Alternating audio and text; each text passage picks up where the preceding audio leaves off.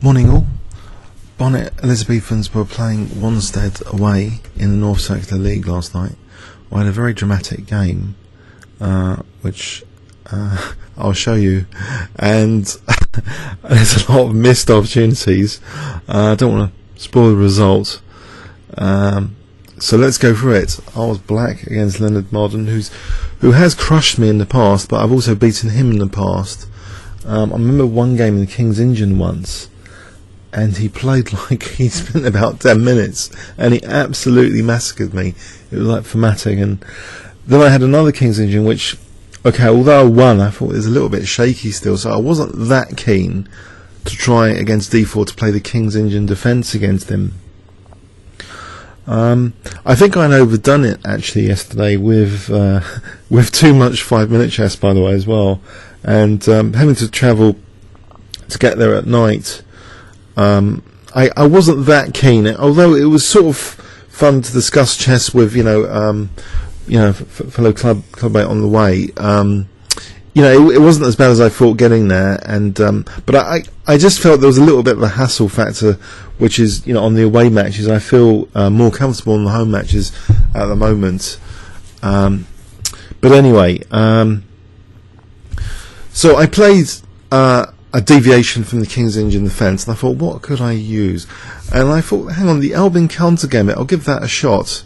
So it's not just in the 5-minute context, the Albin Counter Gambit. And I believe it gave me a good position, actually. After d4, I played knight f3. Now there's classic g3. So I play f6. I just play in a sort of hack attack style here. After takes, I take with the knight. He plays bishop g2. Bishop g4, so already I've got hacking intentions, queen d7, get rid of the Finchetta bishop, h4, h5, h4, castle queenside later. That's the basic intention. Bishop g5, and he gives up voluntarily actually after queen d7, the dark square bishop. There's some good logic to it. He's fractured my pawns. e4 might be very useful to white later, and the light squares in general. There's a downside potentially. You might think the g-file, but the g-file's actually got this strong fortress around this triangle, so the g-file's not a big deal. He's also stopped me using the f-file, so there's a bit of logic here. The semi-open f-file pressure's gone, so there's quite a bit of logic there. a3, and I play bishop h3 anyway, even not waiting for him to castle, but he does castle now. And let's see, actually, if he'd he can't take here, takes knight d4 because I can castle queenside, and if e3, then his king's going to get in trouble. It's just stranded in the centre. This can't be any good with his king in the centre and queen g2. So he just castled, and I castled queenside, and I thought pleasant position. b4, and I thought maybe this isn't the right plan here. It seems a bit slow, perhaps, because my knight wants to go to e5 anyway, and it's also supported by that pawn. So that pawn's actually quite useful here. So I thought I'm on the verge of equalising. He blockades my h-pawn attack. So I take on g2 and I play knight e5. So I'm threatening, potentially knight e5 and queen c6 as well. He plays knight d2, and if I want to grab a pawn I can, but I think it's not in the spirit of going for the attack. Actually, let's just add a bits for knight c4 if I want to get my pawn back. I'm not really sure that's good. Let's see, the engine doesn't like black here anyway. I'm giving white loads of counterplay on my king. The c4 pawn's useful to protect my king. I don't want to be distracted by that, so I think that's fairly good decision there. Now after knight d2, I notice, hang on, I can get my blockade on the pawn lifted. Bishop h6 to g5. So he plays here, and I play bishop g5, and I'm starting to get my blockade lifted, and my pawn structure gets a little bit fixed. So he takes on e5, and he goes back delicately with the knight, and they blockade. So he's got a nice light square blockade. So this bishop might be a bit miserable.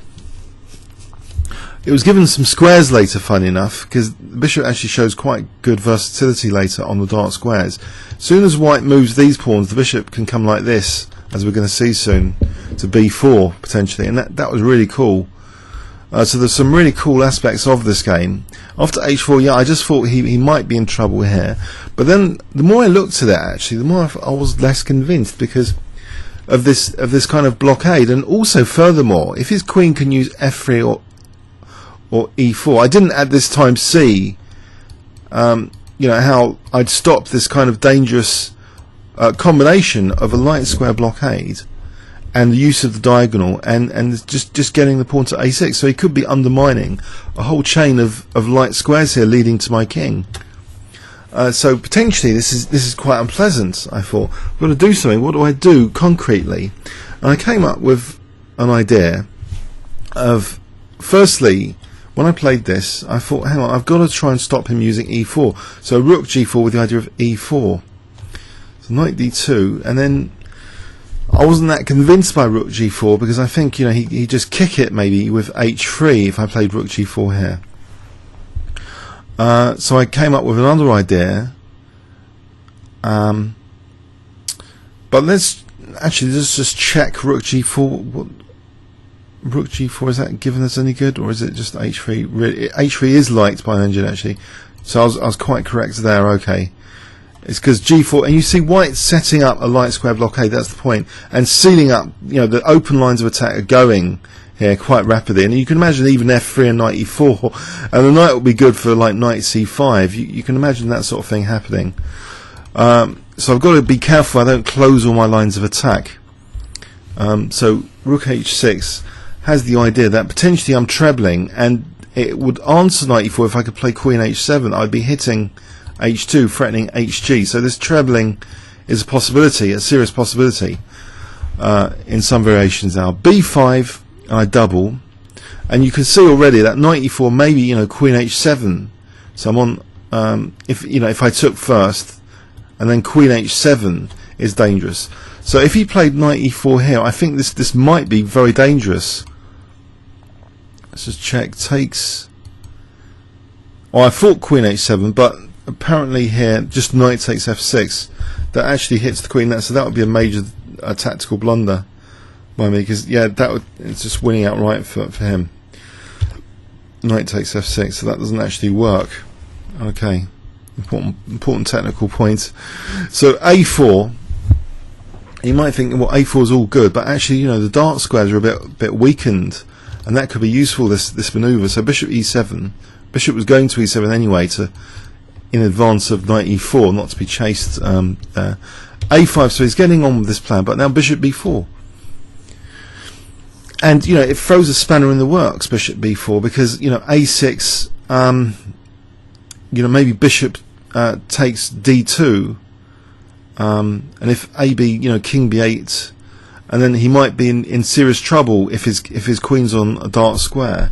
Let's just prove that actually. If a6 is actually unplayable, maybe it is playable according to this engine view.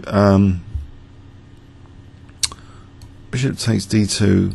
Actually, it might actually be playable. If I play king b8, I might actually be getting in trouble. You see, it's proving the attack. Here it's actually, the evidence is that white's better. White's better. All my attack's gone. There'll be nothing here. So that's something to absolutely avoid. So maybe he should have just pressed that on. He played knight e4 instead. I got a very good position now after hg. Now, he didn't naturally take, and he was fine up to this point. Up to move 25, he was fine. He should have just played hg. I think he was worried about queen h7, and at the time I thought knight d6 was a refutation, but I either take with the bishop or the pawn, and actually, you know, this queen h7, I'm still protecting a rook, so I'm not losing time, just a piece up. So knight d6 doesn't actually refute. For a moment during the game, I must have thought knight d6. I believe I thought knight d6 was winning. It's absolute nonsense. The thing is, he does have a resource here apparently, knight f6, but I could end up being better actually after check. I didn't see this line though, and now maybe not that much better. Queen h3 apparently, but you see, it's, you know, it's not that difficult. Sorry, it's not that hard. it's not that easy to attack, rather, because his knight's on key squares. So this apparently is only slightly better for black. Queen e4, and he's getting his own attack. This is quite double-edged. This aspect of the position where where is my attack? And if I don't play an accurate move here, I mean, say I play Queen h6, probably I'm in trouble. Yeah, I am in trouble. Check a6, and he's getting an attack which is starting to be really kind of winning. Check. This would be fairly unpleasant position. Numerous threats here. White's just clearly winning, and the king's even great in the end game here. So that there are some disaster scenarios, but he played this move, knight takes g3, which just throws me the advantage, really, that perhaps I shouldn't have had. So engine evaluation here, I think I'm just better now after this knight g3. So I play king b8, he plays a6. Now a good move, I think, rook h4 again. So I'm going to play e4, and finally I'm putting an end to his light square blockade. He takes on b7, and I'm just clearly better now. After e4, he plays queen b1, hitting the bishop. Now here's the point where I thought initially when that this was a major throwaway, and this was a thematic throwaway of the game, that the idea of playing queen h3 check just to imprison the king, and then bishop c5 was clearly winning. But that might not be the case here, actually. If check, apparently king g1, and it's not so clear. If I get a chance for d3 takes queen g3 because of that pin, then that'd be fantastic. Sometimes I might even have a mate after bringing the other rook down. But if he's got queen f1, it's still very good. Queen e6. This is very good. Apparently, the king is imprisoned. So actually, the concept of imprisoning a weakness does seem to be valid from this variation. The last thing you want to do is like a king walking around, but I thought that was just sort of fictional. There was a previous over the board game where I did say about the king potentially, in theory, walking around to the queen's side, but for someone to actually do that, is different. But actually, it is possible for someone to do that, as we're about to see. to march their king into safety. So so there wasn't this sense of urgency to imprison the king, because it's just not the sort of thing I expected to happen, or I'd expected to find a concrete way to win if that was going to happen. He's got a very, very unpleasant position here. Even after bishop c5, so his king does make a run for it with king f1. So if there's an instructive thing here, it's about, I suppose, imprisoning and restraining, weaknesses or targets. So Nimzovich is, restrain, blockade, destroy. It's got a point to it, I think, a fundamental point, that if you've got fixed targets or fixed weaknesses, they're easier to exploit. The exploitability goes up. If you've got, let's take the opposite extreme. If you've got a weakness moving at the speed of light, then forget it. It's not a weakness. You're never going to exploit it. If you've got a weakness like constantly moving around, you have to recalculate every time to try and target that subject of attack. And here, his king's making a run for it with king f1. So I played d3 anyway, and this should have crashed through. I started to really slip up badly here. The original intention was rook h2, and for some reason I also got tempted now to play e takes d3, but simply rook h2 would leave actually this queen vulnerable, which I have won a game earlier in the season just with the queen as an issue. And we see here that if rook h2, there's a huge issue, that although one would think he can defend f2 here, all I do here is play this check, and this would be a killer check. And of course, engines see this sort of stuff, within a millionth of a second. That king e1, I'm winning the queen, aren't I? Because the queen is loose. of course, you know, this would be a clear knockout blow, which I'm afraid I didn't see. So the winning opportunities start to slip away here. But there's more to blow in this game. Actually, this is the most blown game I think I've played this year. So D2, and I've still got numerous threats even in this. The king does get chased a bit now. Check, it comes out miraculously. So he doesn't play any obvious blunder. He walks around the pawn. And I'm also getting into a bit of time pressure because there's actually quite a fast time limit in this league. It's like 30 moves in an hour and 15, then just 15. So it's a 90-minute time limit game. So Queen E6 targeting C4, and of course he defends that as well with Rook A4. But this is a clearly winning position still, even though his king has done this march. It's still clearly winning. There are numerous ways of winning this. I check him, and I thought I've got to sort of get access more to the central squares. So I thought getting rid of this knight would be a good idea. So strategically, I thought bishop takes f2 was good to get rid of the knight, to get access to e4, and this was good indeed. Check. You know, the pawn's enough to win here. Queen d3 check.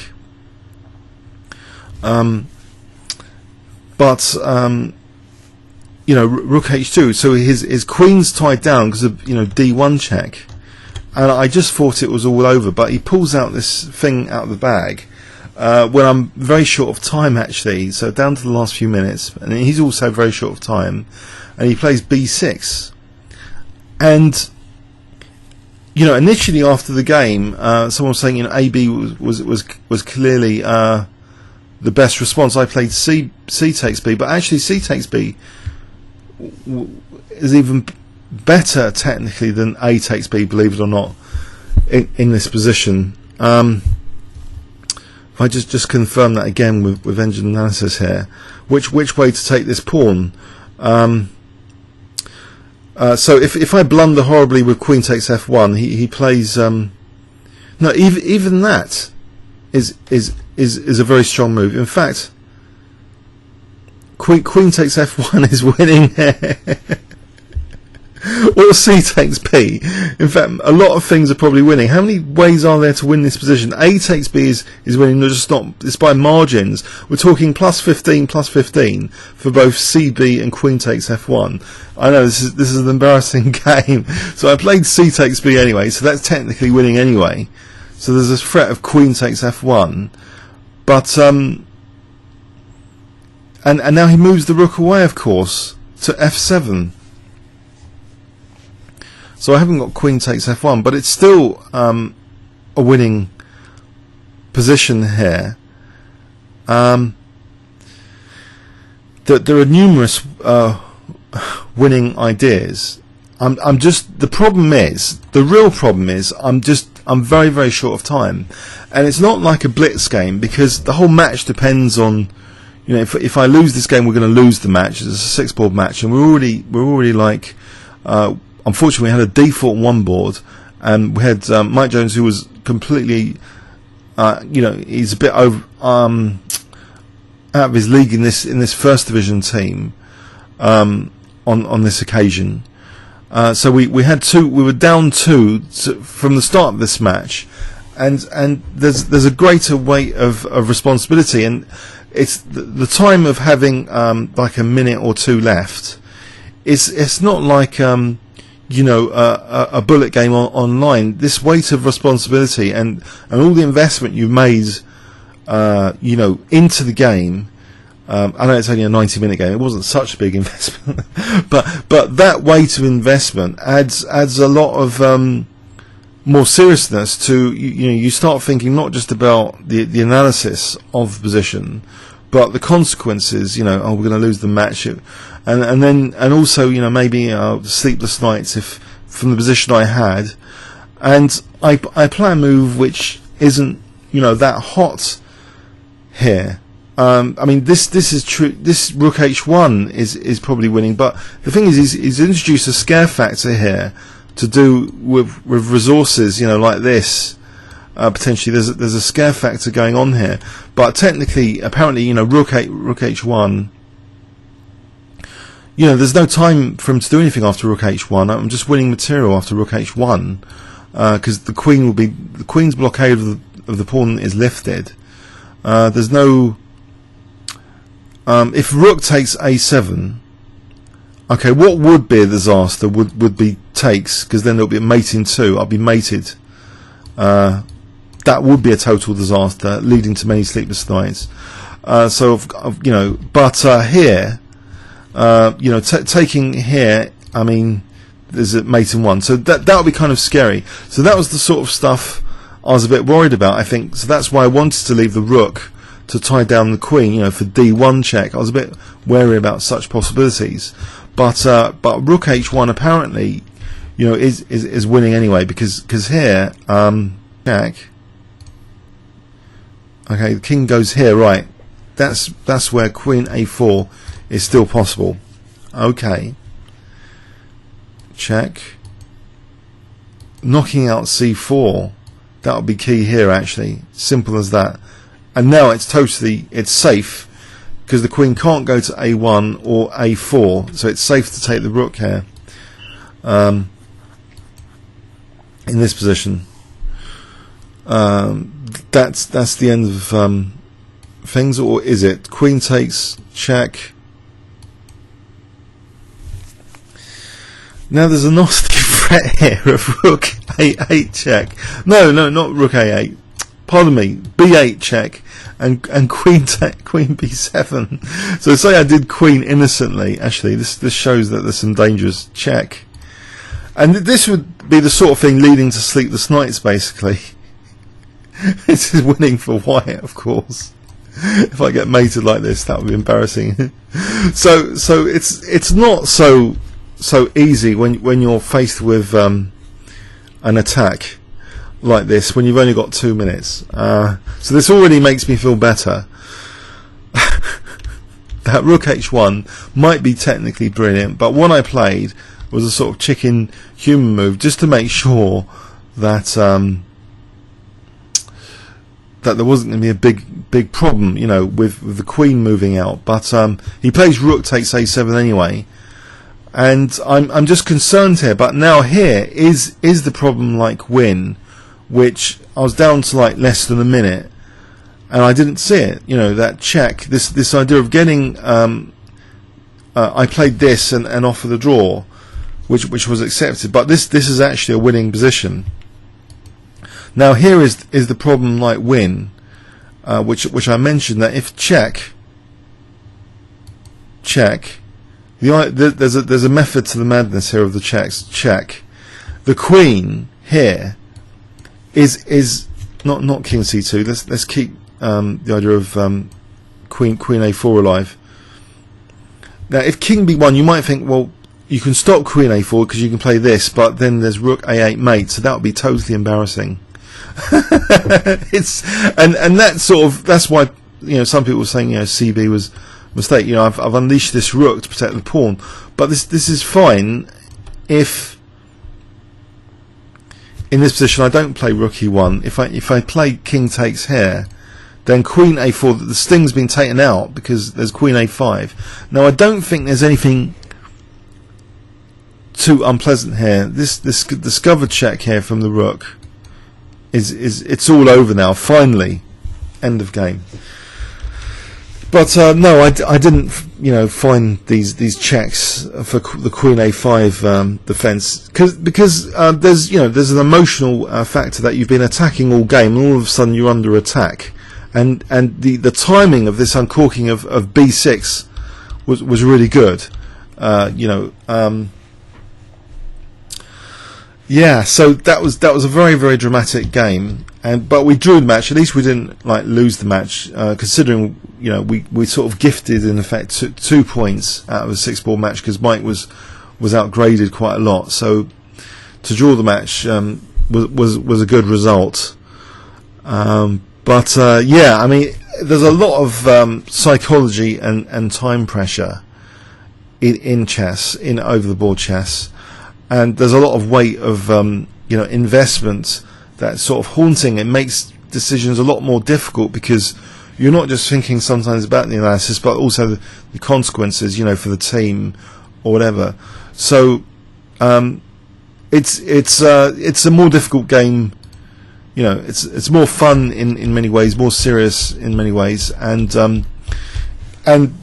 being short of time is more of a concern than if you were playing a blitz throwaway game off the bat.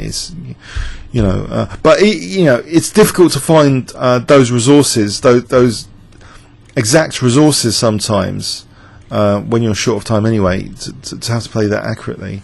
So unfortunately, I seem to, if we were going to make any intuitive observations here, well, the first one is a sort of miracle tour by the king, but the thing is, could that miracle tour by his king have been stopped? And this is the idea of imprisoning weaknesses, restrain, blockade, destroy. Can it be applied to the opponent's king to stop the king going on an adventure tour around the board? And that if that is evidenced, the concept is evidenced actually in a variation in this game, where I had the opportunity to avoid any potential king adventure tour. My bishop is actually at the moment boxing in his king, funny enough, eyeing e1. And so what happened in this game with his move queen b1, he's actually unboxing his king in effect. If he's forcing my bishop to move back, then the king is given scope to run. So with bishop c5, I can't go back now to b4, of course, and his king's going to use e1. So that's kind of horrible what he's just done. So the key move here is queen h3 check, which would probably make things a lot easier for me if the king's not such a fast-moving, running target.